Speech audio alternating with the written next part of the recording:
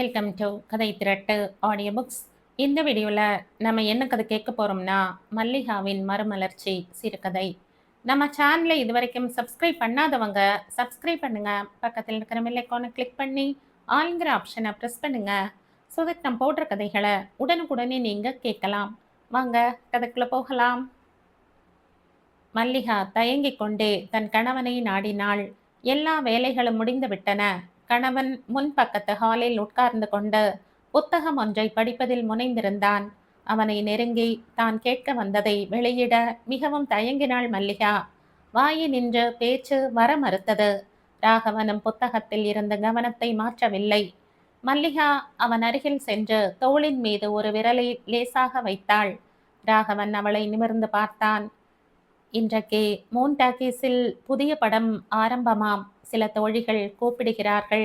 நான் போகட்டுமா என்று அவள் கேட்டுவிட்டு ராகவனின் முகம் அதிருப்தியுடன் மாறும் என்று எதிர்பார்த்து கொண்டிருந்தாள். தலை தூக்கவும் தைரியமின்றி மெல்ல கண்களை உயர்த்தி பார்த்தாள். ராகவன் சுவாரஸ்யம் இல்லாமல் போய்விட்டு வாயேன் என்றான். மல்லிகாவுக்கு சந்தோஷம் கரை புரண்டு ஓடியது. தன் செவிகளையே நம்பாதவள் போல அவள் கண்களை அகல விரித்து நோக்கி கொண்டு அப்படியே நின்றாள். உன்னிடம் பணம் இருக்கிறதா? இல்லாவிட்டால் கொடுக்கிறேன் என்றான். இருக்கிறது என்று மட்டும் கூறிவிட்டு மல்லிகா வாசற்பக்கம் சென்றாள். அன்று என்ன புதுமை என்று வியந்தபடியே இருந்தது அவள் மனம். ராகவனுக்கு அவள் வெளியே போவதிலேயே அதிக இஷ்டம் கிடையாது. அதிலும் உற்சவ காலத்தில் கோவிலுக்கும் புதுப்பட ஆரம்ப தினத்தன்று சினிமாவுக்கும் மற்றும் எந்த நெருக்கமான கூட்டத்திலும் அவள் செல்வதை அவன் வெறுத்தான். கூட்டம் குறைந்த பிறகு சினிமாவுக்கு போனால் போதாதோ? நடிகர்கள் உடல் சோர்ந்து விட மாட்டார்கள். முதல் நாள் இருந்த நடிப்புதான் கடைசி நாளும் இருக்கும் என்று சொல்வான். கல்யாணமானது முதல் மல்லிகா பஸ்ஸில் ஏறி சென்றதே இல்லை. ஒரு தனி ரிக்ஷாவோ குதிரை வண்டியோ அமர்த்தி அதில்தான் ராகவன் அவளை கூட்டி செல்வான். இந்த கண்டிப்பினால் தானே என்னவோ மல்லிகாவின் மனதில் பஸ்ஸில் ஒரு முறையாவது போக வேண்டும் என்றும் முதல் நாள் ஆட்டத்துக்கு விஜயம் செய்ய வேண்டும் என்றும் அவா பிறந்தது. தோழிகள் அவளை பலவாறு கேலி செய்தனர். அவர்கள் அழைக்கவும் அவளுக்கும் சபலம் தட்டியது. அவனிடம் கேட்டாள். இன்று உடனே அனுமதி கிடைத்தது. அவள் உள்ளத்தில் குடிகொண்டிருந்த உவகை முகத்தில் பிரதிபலித்தது போலும். அவளுடைய சிநேகிதிகள் அதை பற்றி கேலி செய்தனர். என்ன மல்லிகா, உன் முகத்தில் என்றுமில்லாத தேஜஸ் பிரகாசிக்கிறது. அப்படிப்பட்ட ஆனந்த ரகசியம் என்ன? எங்களுக்கு சொல்லக்கூடாதா? சீக்கிரத்திலேயே ஒரு குட்டி பாப்பாவை காணப்போகிறாயா? அப்படி இருந்தால் உன் கணவர் எங்கள் துணையை நம்பி விட்டிருக்க மாட்டாரே. தானே அல்லவா அடை காப்பார் என்று அவள் வாயை கிளறினார்கள். போங்கள், உங்களுக்கு இப்படித்தான் ஏதாவது விசித்திரமான யோசனைகள் தோன்றும் என்றாள் மல்லிகா. அதன் பிறகு அவர்கள் ஏதேதோ பேசிவிட்டு பஸ் ஏறி சென்று சினிமா கொட்டகையை அடைந்தனர். சினிமாவை பார்த்துவிட்டு அதை பற்றி வாதித்து கொண்டே திரும்பினர். மல்லி, நான் என் மாமா வீட்டுக்கு போக வேண்டும். நீயும் வருகிறாயா? இல்லாவிட்டால் இப்படியே வீட்டுக்கு போகிறாயா என்று கமலா வினவினாள். மல்லிகாவுக்கு யோசனையாகிவிட்டது.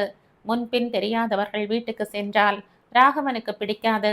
தனியாக பஸ்ஸில் செல்வதும் அவருக்கு தெரிந்தால் ஆபத்து. அவள் சிறிது யோசனை செய்துவிட்டு பிறகு கமலாவுக்கு விடை கொடுத்தாள். கமலா, நீ என்னுடன் பட்டாணி தெரு வரை வருகிறாயா? அங்கே என் ஒன்றுவிட்ட நாத்தனார் ஒருத்தி இருக்கிறாள். அவளை பார்க்கிறார் போல போய் அங்கிருந்து ரிக்ஷா வைத்து கொண்டு வீட்டுக்கு போய்விடுகிறேன் என்றாள் மல்லிகா. ஐயோ, இந்த 20ஆம் நூற்றாண்டில் உன்னை போல் நான் யாரையும் பார்க்கவில்லை என்ற கமலா கேலி செய்தாளே ஒழிய மல்லிகாவுக்கு துணை வந்தாள். நாத்தனார் சாரதாவின் வீட்டு வாசலில் சிநேகிதிகள் இருவரும் பிரிந்தனர்.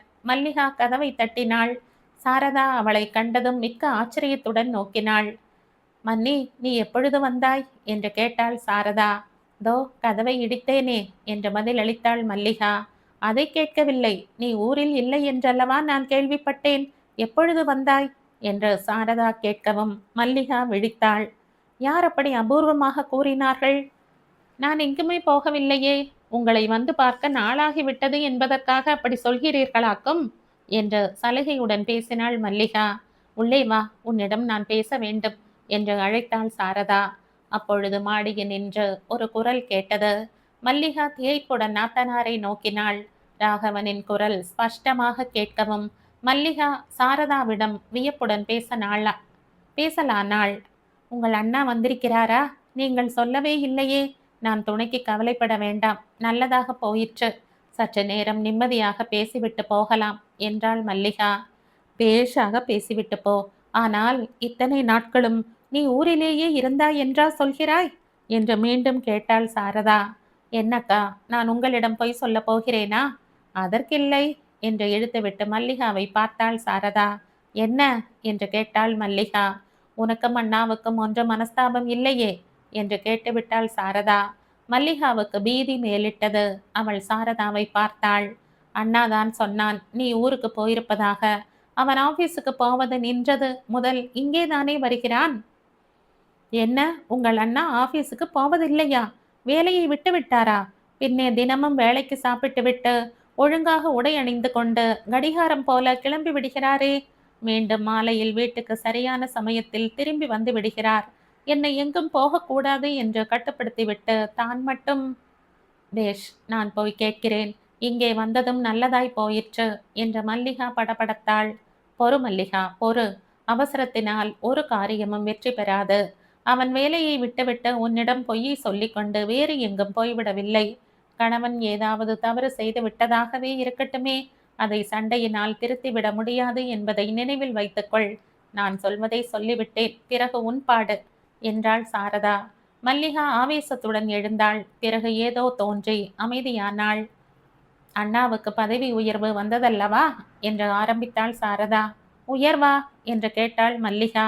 நன்றாகத்தான் இருக்கிறது போ. உனக்கு ஒன்றுமே தெரியாதா? நீ பேசுவதை கண்டாலே எனக்கு பயமாக இருக்கிறதே மன்னி என்று கூறினாள் சாரதா. சொல்லுங்கள் மிகுதியையும் அடையப் போகும் ஆச்சரியம் அவ்வளவையும் ஒரே அடியாக அடைந்துவிட்டு போகிறேன் என்று சூனியமான குரலில் பேசினாள் மல்லிகா. அவனை உயர்த்தி விட்டார்கள். அந்த விஷயம் நேர்ந்து 15 நாள் ஆகிறது.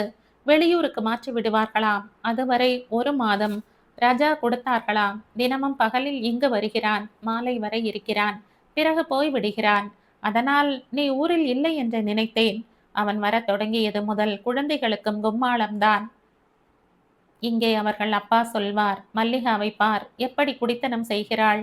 எப்பொழுதும் வீட்டில் புத்துளி வீசுகிறது, அலங்காரம் கொஞ்சுகிறது, ஏற்பாடு பரிமளிக்கிறது என்று.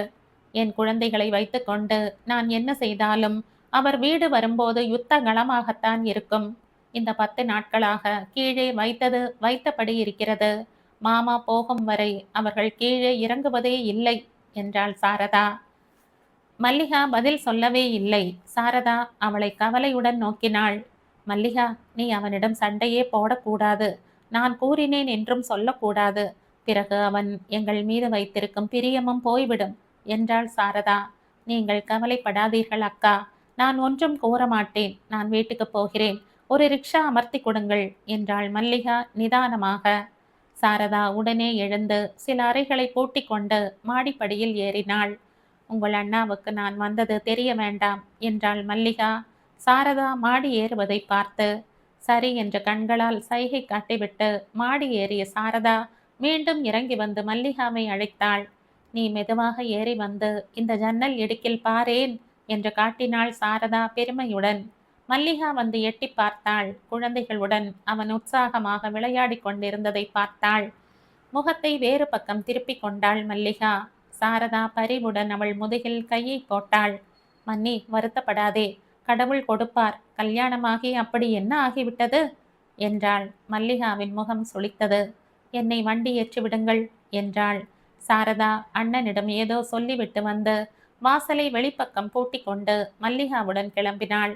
மன்னி, உனக்கும் அண்ணாவுக்கும் ஒன்றும் மனஸ்தாபம் இல்லை என்றா சொல்கிறாய் என்று அவள் சொல்வதை நம்பாதவள் போல மீண்டும் கேட்டாள் சாரதா. அப்படி இருந்திருந்தால் எனக்கு அவர் போக்குக்கு காரணம் தெரிந்துவிடுமே. இதற்கு முன்னாலாவது சில்லறை சச்சரவுகள் இருக்கும். இப்பொழுது 15 நாட்களுக்கு மேல் ஆகிவிட்டது. அவர் மிகவும் அன்பாகவும் ஆதரவாகவும் என் விருப்பத்தை பேணுபவராகவும் இருக்கிறார். இன்று பாருங்கள், சினிமாவுக்கு முதல் ஆட்டத்துக்கு போகிறேன் என்றேன். உடனே சம்மதித்து விட்டார். அமைதியாக இருக்கிறது எங்கள் குடும்பம் என்றாள் மல்லிகா. பயங்கர அமைதி அது. எங்கள் மன வாழ்க்கையில் எப்படி என்றால் என்று கூறி நிறுத்திவிட்டு சிரித்தாள் சாரதா. மீண்டும் துவங்கினாள். எங்கள் மன வாழ்க்கையில் எப்படி என்றால், என்றாவது நாங்கள் இருவரும் எதற்காவது கொஞ்சம் பாதிக்காமல் இருந்து விட்டோமோ, அன்று ஏதோ தகராறு என்று அர்த்தம். மல்லிகா நெருக்கம் இருந்தால் சலுகையுடன் ஒருவரையொருவர் கண்டிப்பதுதான். அது என்று குறைகிறதோ அன்று மரியாதை நடத்தை ஆரம்பமாகிறது. இன்பமும் குதூகலமும் ஓடிவிடுகிறது என்றாள் சாரதா. மல்லிகாவுக்கு அவ்வுண்மை கசந்தது. அவள் ரிக்ஷாவில் ஏறி உட்கார்ந்தாள். போய் வருகிறேன் என்று கூட கூறவில்லை. வண்டி வைத்து கொடுத்ததற்கு நன்றியும் செலுத்தவில்லை. வேதனையில் மூழ்கி மூழ்கி மூச்சு முட்ட திண்டாடினாள் அவள். வீட்டுக்கு சென்றதும் இயந்திரம் போல் அவள் வேலைகளை செய்து வந்தாள். கணவன் ஆபீஸில் இருந்து திரும்புவது போல் சரியான நேரத்துக்கு வீடு வந்தான். அவள் தினசரி உபசரணைகளை வழக்கத்தின் மீது ஏற்றுக்கொண்டாள். அவள் வாடிய முகத்தை அவன் கவனிக்கவில்லை. மல்லிகா மீண்டும் தன் வேலைகளை கவனிக்க உள்ளே போய்விட்டாள். தையல் மிஷினை திறந்து வைத்து கொண்டு தைக்க ஆரம்பித்தாள். விளக்கு வைத்த பிறகு தைப்பது கண்ணுக்கு கெடுதல் என்று ராகவன் இன்று கூறவில்லை. என்ன தவறு நடந்துவிட்டது? எங்கே தவறிவிட்டேன்? இங்கே அமைதியாக இருப்பவர் ஏன்? ஆயினும் அவர் மனம் நம் வீட்டை விட்டு வேறு வீட்டின் நிழலை நாடிய காரணம் என்ன? நான் என்ன தப்பு செய்தேன்? வேதை போல அவர் சினிமாவுக்கு அனுப்பியதை வெகு விசேஷமாக நினைத்து பெருமை கொண்டேனே. அதில் எவ்வளவு கொடூரம் நிறைந்திருக்கிறது என்று உணரவில்லை நான். தன் மனைவி மீது உசிதமற்ற காற்று கூட படக்கூடாது என்று எண்ணிய மனிதன் அவள் எங்கு வேண்டுமானாலும் எப்படி வேண்டுமானாலும் கெட்டு போகட்டும் என்பதை சிரித்த முகத்துடன் கூறிவிட்டாரே. வெளி சிரிப்பை கண்டு மயங்கிய முட்டாள் நான் உள்ளே இருந்த கசப்பை உணரவில்லை. நாம் இதற்கு முன் மனஸ்தாபப்பட்டது கூட எதற்கு? பணம் கொடுப்பதில்லை என்றேனா? புடவை வேண்டும் என்று கேட்டு அவர் மறுத்தாரா? அன்பு பேச்சில்லை என்று ஏங்கினேனா? அல்லது அவர்தான் நான் செய்யும் பணிவிடைகளில் குறை கண்டாரா? சமையலில் குற்றம் கூறினாரா? என் தோற்றத்தில் விருப்பு காட்டவில்லையா? அதெல்லாம் ஒன்றுமில்லையே. பின்னே என்னதான் அது? திரும்ப திரும்ப சின்ன சின்ன விஷயங்களுக்குத்தான் வாக்குவாதம் வரும். மல்லிகாவுக்கு வீட்டில் அதிக பிரம்மை. துடைத்து துடைத்து கண்ணாடி போல வைத்திருப்பாள். தன் உடைகளையும் சுத்தமாக தோய்த்து கடக்கில்லாமல் இஸ்திரி போட்டு மடிப்பு கலையாமல் உடுப்பாள். அதன் பொருட்டு சில சமயம் இருவருக்கும் இடையே வாக்குவாதம் நேரும். ஞாயிற்றுக்கிழமை வந்துவிட்டால் அக்கம் பக்கத்து குழந்தைகள் 10-12 ராகவனை சூழ்ந்து கொள்ளும். அப்பொழுது வீடு அமளி துமளிதான். காஃபி குடித்த பாத்திரங்களில் மண்ணும் தண்ணீரும் வீடு நிறைய இறைந்து கிடக்கும். மல்லிகா யோசித்து கொண்டே தைத்தாள். ராகவனின் அத்தை ஒரு அம்மாள் தன் பேரன் பேத்திகளுடன் வந்து 1 மாதம் இங்கிருந்து விட்டு 10 நாட்களுக்கு முன் திரும்ப போனாள். 1 மாத காலமும் மல்லிகாவுக்கு நரக வேதனையாக இருந்தது. அவள் தனிமையில் அமைதியாக இருக்க விருப்பமுடையவள். அக்குழந்தைகளோ வீட்டில் ரகளை செய்து கொண்டே இருந்தன. அத்தை திரும்பி போன அன்று மல்லிகா அத்தைக்கு வணங்கினாள். 16 பெற்று பெருவாழ்வு வாழ வேண்டும் என்று ஆசிர்வதித்தாள் அத்தை. மல்லிகா சிரித்தாள். அப்படியெல்லாம் சபிக்காதீர்கள் அத்தை என்றாள். அப்பொழுது ராகவன் அருகில்தான் நின்று கொண்டிருந்தான். அவன் முகம் ஒரு விகாரமாக மாறிவிட்டது. மல்லிகா தையலை நிறுத்திவிட்டாள். இதில் அவர் கோபம் கொள்ளும்படி ஒன்றும் இல்லையே என்று ஆராய்ந்தது அவள் மனம். அவளுக்கு புரியவில்லை. சாரதாவின் வீட்டில் அவள் கண்ட காட்சி மறுபடியும் கண் முன்னே வந்து நின்றது. கணவனை சாப்பிட அழைத்தாள் மல்லிகா. ராகவன் வந்து மௌனமாக உணவை முடித்து கொண்டான். மல்லிகா வெற்றிலை பாக்கு தட்டை கொண்டு வந்து வைத்தாள். தினம் போல கணவன் அவளை கிழித்து தரும்படி கூறவில்லை. அவளை தடுப்பது போல சட்டென்று தானே 4 வெற்றிலைகளை கிழித்து போட்டு கொண்டு விட்டு படுக்கையில் படுத்து விட்டான். மல்லிகா அவன் காலடியில் வந்து உட்கார்ந்தாள். அவன் கால்களை 2 கையாலும் பிடித்தாள். அதற்குள் அழுகை அவளை மீறி வந்தது. ராகவன் எழுந்து விட்டான். ஏன் மல்லிகா, ஏன் என்று அவன் சற்றும் சலனம் இல்லாமல் கேட்டான். நீங்கள் ஏன் பாராமுகமாக மாறிவிட்டீர்கள்? என்னிடம் தவறு இருந்தால் நீங்கள் திருத்தக்கூடாதா? பதவி உயர்வு கிடைத்திருக்கிறதாம், என்னிடம் சொல்லவில்லை. 10 நாட்களுக்கு மேலாகிறதாம்.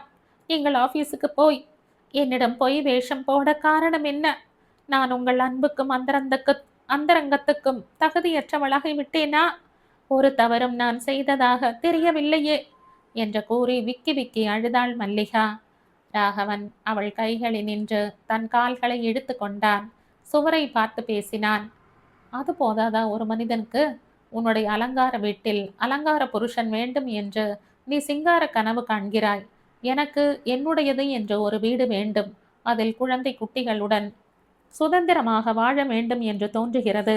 கடைசியில் உன் வீட்டில் அலங்காரமாக இருக்க தீர்மானித்து விட்டேன். என் அலங்கோலத்துக்கு ஏற்ற இடத்தை நாடுகிறது மனம். இது ஒரு தவறோ என்று சுட சுட கேட்டுவிட்டு அவன் ஜன்னல் அருகில் போய் நின்றான். மல்லிகா முகத்தை திருப்பிக் கொண்டாள். நான் உங்களுக்கு என்ன சொல்லப் போகிறேன்?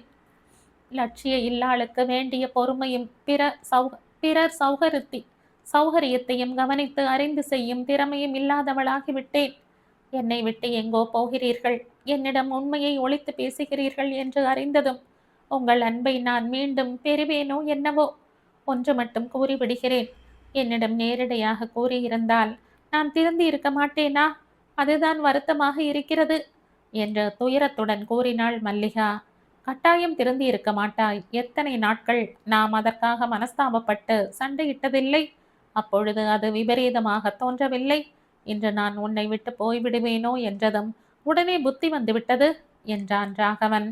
அதுவும் உண்மைதான். 4 பாத்திரங்களையும் மர சாமான்களையும் துணிமணிகளையும் ஒழுங்காக அமைத்துவிட்டு காலையில் எழுந்ததும் உங்களை பார்த்து சிரித்து உபசரித்து சிரித்து வழி அனுப்பி பிறகு மாலை உங்களை சிரித்து வரவேற்று கதவை திறப்பதுதான் குடித்தனம் என்று நான் நினைத்து விட்டேன். வீடு என்பது உடலையும் உள்ளத்தையும் நிம்மதியுற செய்யும் உறைவிடம் என்று அறியவில்லை என்று கூறி சிரித்தாள் மல்லிகா. அவள் குரல் உடைந்தது. உடல் நடுங்கிற்று. பைத்தியம் பிடிக்கும் முன் சிலர் அர்த்தமற்று சிரிப்பதாகவும் அடக்க மாட்டாமல் அழுவதாகவும் அவள் கேள்விப்பட்டிருந்தாள். அப்படித்தான் ஏதோ நடக்கப் போவதாக அவள் எதிர்பார்த்தாள். ராகவன் திரும்பினான். ஒரு வினாடி தன் மோவாயை தடவிக்கொண்டே நின்றான். பிறகு 2 கைகளையும் நீட்டி அவளை அருகில் அழைத்து கொண்டான். இலை சருகு போல நடுங்கிக் கொண்டிருந்த அவளது சரீரத்தை தன் திண்மையான அணைப்பில் ஆஸ்வாசப்படுத்தினான். என்னை மன்னிப்பீர்களா என்று கேட்டாள் மல்லிகா கம்மிய குரலில். பார்ப்போம், வாயால் மன்னிப்பதில் என்ன இருக்கிறது என்றான் ராகவன். உண்மையாக சொல்கிறேன். நீங்கள் உங்கள் வீட்டில் எப்படி சுகமோ அப்படி இருங்கள். இந்த அலங்கார அமைப்பெல்லாம் எத்தனை நாட்களுக்கு? ஒரு குழந்தை இருந்தால் அது எவ்வளவு சேஷ்டை செய்யும்? உங்களை வேண்டுமானால் அடக்கிவிட்டேன். அப்பொழுது என்ன செய்வேன் என்ற லஜ்ஜையுடன் அரைக்கண்ணால் நிமிர்ந்து பார்த்தாள் மல்லிகா. ராகவன் சிரிக்கவில்லை. அவளை தன் பிடிய நின்று விட்டு விட்டான். அவன் மார்பு நின்று ஒரு பெருமூச்சு வந்தது. உனக்குத்தான் அந்த விஷயம் பிடிக்காதே, அதுதான் சாபம் என்று கருதுவாயே என்றான் அவன். அன்று அத்தை கூறியதையும் அவள் பதிலையும் அவன் கேட்டு கொண்டிருந்தான். அத்துடன் நிற்காமல் அத்தை ஊருக்கு போன பிறகு தான் கூறியது இப்பொழுது மல்லிகாவுக்கு நினைவு வந்து துன்பப்படுத்தியது. போதுமே, இந்த 1 மாத வாழ்வே உயிர் போய்விட்டது. இனியும் இதே போல் 16 பெற்று நான் தவிக்க வேண்டுமாம்? சச்ச என்று அன்று தான் கூறியது இன்று அவள் காதிலேயே நாராசம் போல ஒலித்தது. அவள் மெல்ல சமாளித்து கொண்டாள். அது முன்பு. இன்று முதல் நான் புதிய மல்லிகாவாகிவிட்டேன் என்றாள். ராகவன் அவளை பார்த்தான். சிறிது யோசித்தான். இவ்வளவு மனம் நெகிழ்ந்து பேசும் அவளை தொந்தரவு செய்யக்கூடாது என்று அவன் எண்ணினானோ என்னவோ. பேசாமல் படுக்கையில் போய் படுத்தான். மறுநாள் காலை ராகவன் கூடத்தில் உட்கார்ந்து கொண்டு குடை ஒன்றை சரி பார்த்து கொண்டிருந்தான். மல்லிகா தன் ஈரத் தலையை ஆற்றியவாறே அங்கே வந்தாள். இன்றைக்கு கந்த சஷ்டி என்றாள்.